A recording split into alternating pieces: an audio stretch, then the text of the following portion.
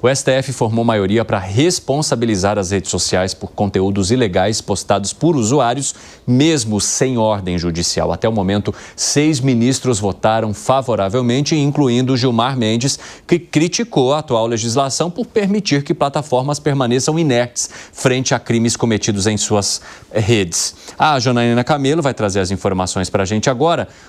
De que maneira que isso vai mudar para as redes sociais e quais são as divergências, né? Porque por mais que eles concordem, ainda há alguns detalhes que precisam ser definidos, né, Jana?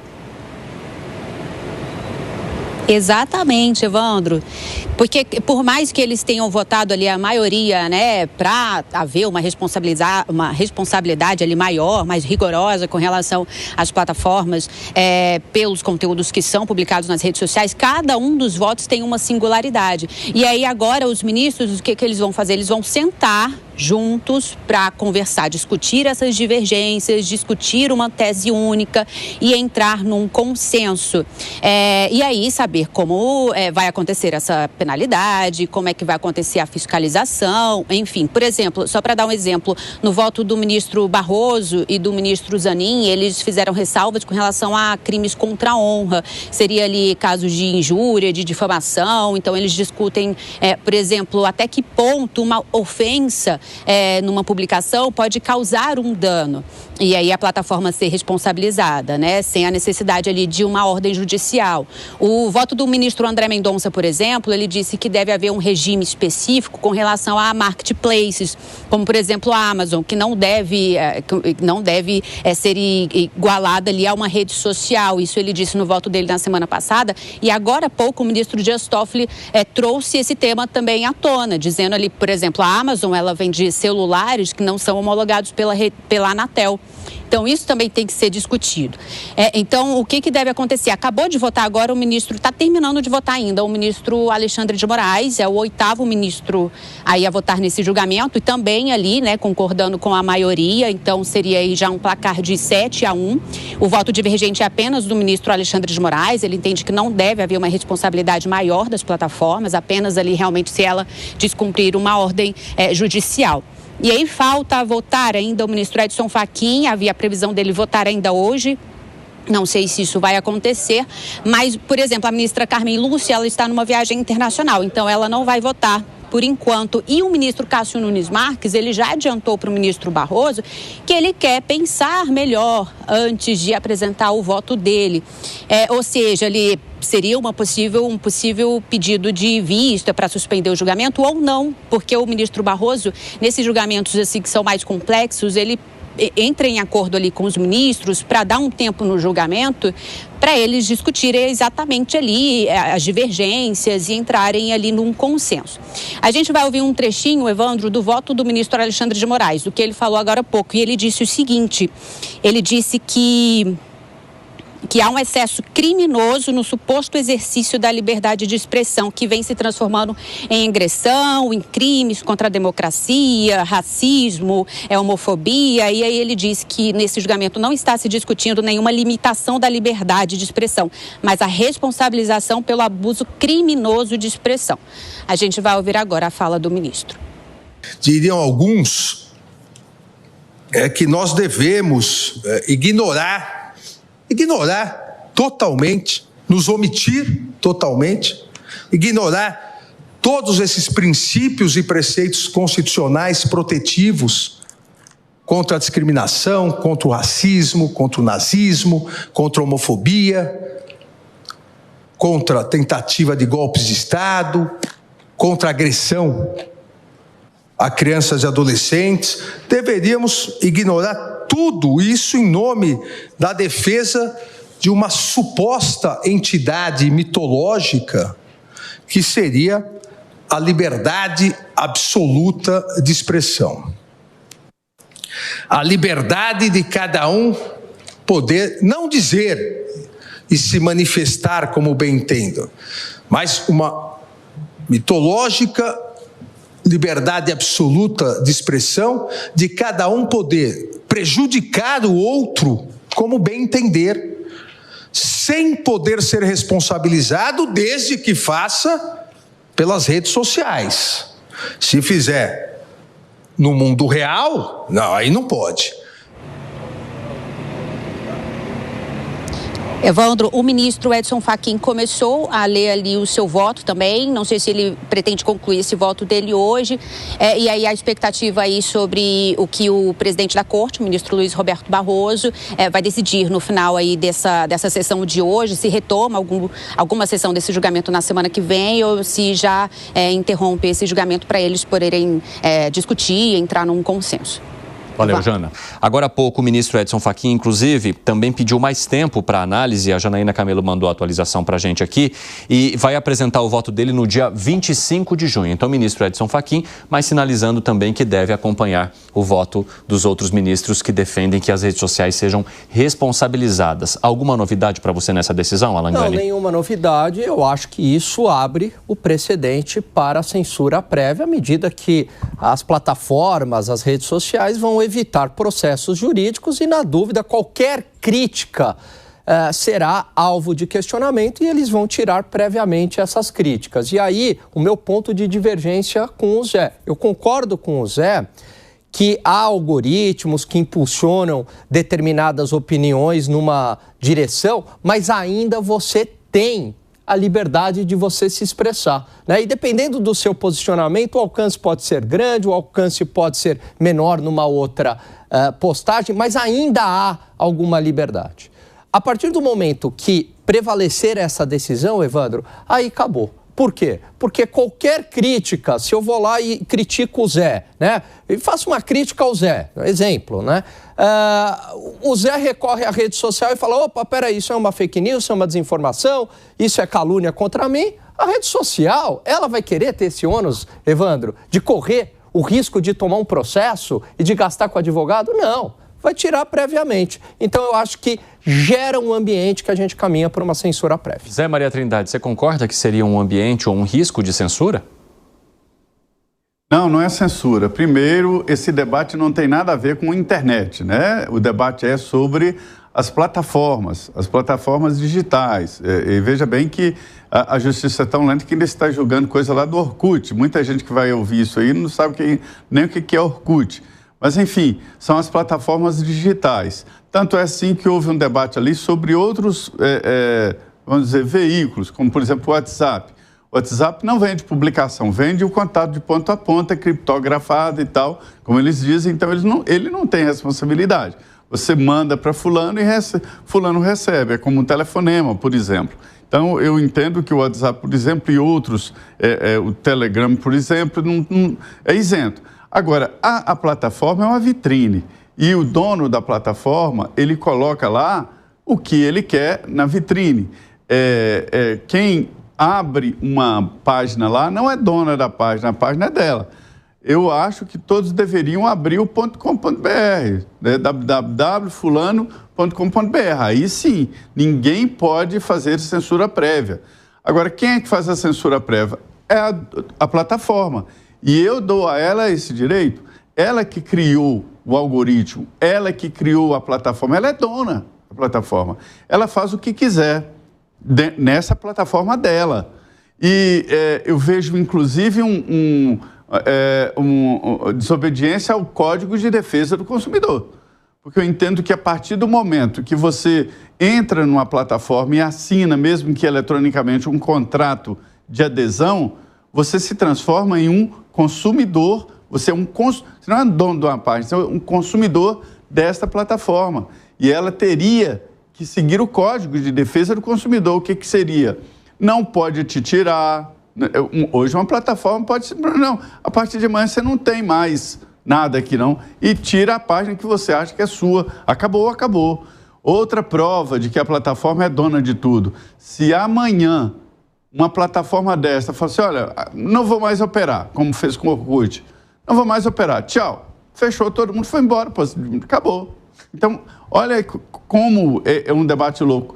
E isso é dela, é uma empresa, ela faz o que ela quiser lá, ela pode fazer, ela tem as regras dela. Não acho que deveria colocar regra na plataforma dele. Tanto é assim que o Elon Musk comprou uma plataforma e tirou os sócios, tirou a empresa do capital aberto. Então, assim, para mandar mais, para fazer o que quiser, tá certo, é dele, ele comprou. Então é isso, a diferença é que parece que estão fazendo coisa da internet, não é. É a empresa plataforma. Que foi, Segré? Oh, vou tomar o exemplo do Zé Maria. Imaginemos que tem uma vitrine, tem um monte de vestido, roupa, tal. Passa a app e fala, não gostei desse verde porque sinto que ele me agride. Tira. Aí o dono, em função desse marco civil da internet, vai ter que tirar, porque senão vai ter problema o dono da loja. Aí passa a Langar e diz, o vermelho me cheira coisa da esquerda. Tira. Aí vai ter que tirar, porque senão vai conseguir um problema sério. Então vai chegar uma hora que vai ter uma vitrine e não vai ter nada aí. Ou vai ter coisas que seja só amarelo, porque amarelo é neutro. Me parece que não condiz com a realidade de hoje, em que a plataforma faz uma questão, por isso chama rede social, porque é social, é de todo mundo. E ninguém obriga ninguém a ter um perfil. Eu acho até que o Zé Maria não tem perfil nas redes sociais, e é um direito dele.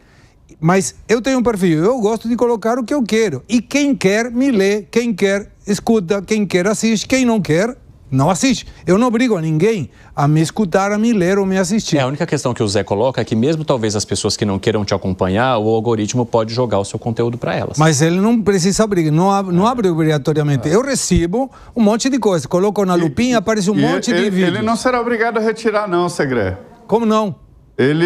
Vamos lá, volta lá a vitrine. Você coloca uma roupa amarela lá, alguém passa, não gosta, fala, Segré, tira essa roupa amarela daí.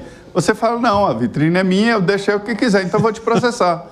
Então vai lá e processa, ver se roupa amarela é crime. Não é crime. Quem vai julgar no final é o judiciário. O judiciário é discricionário. E a plataforma tem que assumir o risco. Todos nós sabemos, você é empresário, você corre o risco. Mas, José Maria, de acordo com o que está sendo hoje colocado, tudo que é discurso de ódio, concordo, nem falar pedofilia, nazismo, já está nas regras da comunidade, já está. Eu citei outro dia um exemplo idiota, besta. Subi um vídeo que tinha uma mulher que ficava em topless e me tiraram, me colocaram em shadowban. Agora, me chamou a atenção duas coisas em termos dessa votação. A primeira, eu acho que o ministro Gilmar Mendes não precisava, no momento que estão falando de uma situação em que tem esse risco, essa questão social de interpretar que pode ser censura, dizer que todos no STF admiram o regime chinês. O regime chinês não tem liberdade, é censura. Você não pode colocar o que você quiser. Não era necessário na minha humilde visão. E a outra me chamou a atenção, o ministro Flávio Dino, que leu no seu voto uma situação que foi retirada da Meta. Ele consultou a inteligência artificial se era necessária ser limitada, para falar a palavra certa. E leu o que a Meta indicava. E a Meta indicou como que pedofilia, nazismo, discurso de ódio contra questões do Estado deveriam ser regulamentadas. Mas eu tenho a minha sensação, e sei que é uma sensação compartilhada com muita gente, que isso é o início de uma questão de restrição à liberdade de expressão. 5h50, pessoal da rádio, aquele último intervalo para vocês, já espero todos. Nas outras plataformas seguimos. Fale, Pepe. Eu discordo do Zé Maria quando ele fala que a questão é meramente privada da empresa dona da plataforma. Não, claro que não. A sociedade evolui. Perfeito. E faz parte de uma sociedade que evolui obter informações e obter conhecimentos de outros lugares, né? E a gente sabe que o povo, a população, quer ou não queira, recebe informação para fazer sua convicção do Instagram. Recebe informação para formar sua convicção do Twitter. Então, obviamente, na minha opinião, ali tem um interesse público muito claro. Na minha opinião, as plataformas digitais são, sim, as praças públicas de antigamente, onde as pessoas iam discutir e fazer política. Então, na minha opinião, uma regulação adequada seria criar uma neutralidade nas redes sociais de modo a maximizar a liberdade de expressão. A gente sabe que o conceito liberal, Gani e Segré, do mercado de ideias, né? Ideias ruins, quando está no embate com ideias boas, naturalmente caem. Mas o problema é que, atualmente, a plataforma digital não deixa, necessariamente, as ideias boas prevalecerem. Sim. Então, uma regulação adequada seria neutralizar o algoritmo de modo que a minha opinião tenha o mesmo alcance da opinião do Segré, da opinião do Gani, para as pessoas obterem informações e formarem seu convencimento daí. E eu espero, eu discordo da decisão do STF, a decisão, infelizmente, é um retrocesso, mas eu espero que, no decorrer da discussão, para verificar qual que é a responsabilidade das redes sociais, ela tenha menor peso possível, de modo a só deixar como pontos passíveis de tirar do ar crime contra menor, pedofilia, porque nossa legislação já protege os menores, né, já protege os adolescentes, então não teria nada além de tirar esse conteúdo do ar. Até porque eu acho absurdo, Cine. A gente viu recentemente aí uma pessoa, uma criança, né, que fez um desafio do TikTok e usou um aerosol, um desodorante e morreu. Né? Ou seja, faz sentido esperar uma decisão judicial para pedir para tirar esse conteúdo do ar? Claro que não. Óbvio que não. O TikTok tem que tirar do ar na hora. Então tem situações que eu sinto que daria para o STF chegar no denominador comum e tirar os abusos da plataforma. Mas manter também que a regra seja a responsabilidade da plataforma somente com decisão judicial. Essa sua opinião é bastante parecida com a do Ronaldo Lemos, que ajudou a criar, inclusive, o Marco Civil da Internet, foi um dos primeiros a discutir esse tema e que esteve conosco no último Direto ao Ponto. Também menciona isso, que em algum sentido, a plataforma também precisa moderar mais, principalmente conteúdos criminosos relacionados às crianças e adolescentes ou conteúdos que possam levar crianças e adolescentes a cometerem algo contra si ou até mesmo fazerem desafios que possam levar à morte, como aconteceu com essa menina de 8 anos que, ao inalar ali o aerosol, acabou tendo uma parada cardiorrespiratória. Ô Zé, quer acrescentar algo antes da gente encerrar aqui o nosso debate sobre isso? Eu quero só falar insistir que as plataformas não são sociais, são empresas. Nós aqui somos concessão, aqui na TV, nós somos concessão, né? Uma concessão pública. Nós somos mais públicos do que as plataformas e nós somos muito mais regulamentados do que elas, não são regulamentados. Nós somos responsáveis pelo que falamos e até pelas entrevistas que por acaso, a gente leva ao ar, né? Ninguém pode chegar e falar assim, eu quero que publique isso aí. O que estão tentando dizer é que as plataformas são algo social, público. Não são, não. São empresas com interesse comercial e fazem isso aí para ganhar dinheiro e ganhar dinheiro com clique. Então, a sua página, na verdade, não é sua página. A página deles e quem ganha dinheiro é eles. Mas a liberdade de expressão é um direito fundamental. Mesmo eu entrando num ambiente privado, eu não posso ter esse direito cerceado.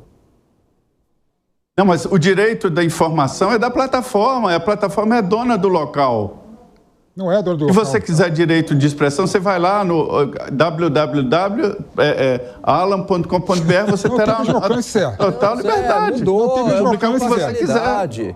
Não tem mesmo alcance, Zé. Bom, democracia dá o mesmo alcance para as vozes diferentes. Mas você não pode dar alcance no negócio dos outros.